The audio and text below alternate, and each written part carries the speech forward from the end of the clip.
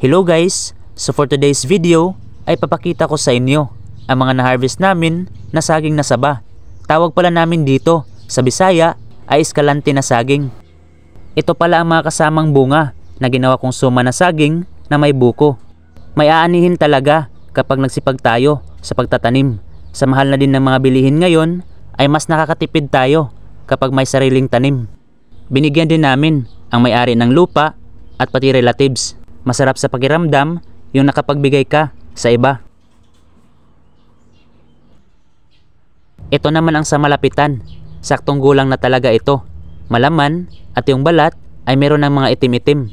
Nailaga na din namin ang ibang malalaki nung isang araw. Ang iba nito ay nagkaroon na ng mga hinog.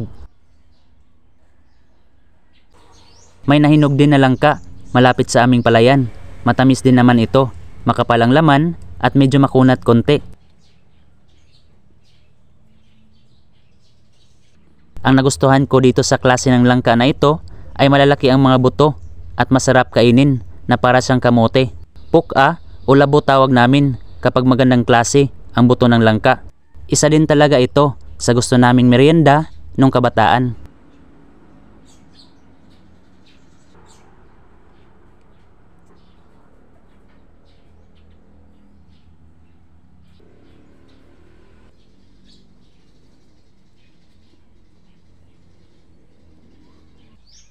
Ang kagandahan sa langka ay nakakain mo na ang laman na ilalaga mo pa ang mga buto nito. Sa paglalaga ko nito ay naglagay lang ako ng konting asin. Napaka-healthy na snack. Kain tayo guys!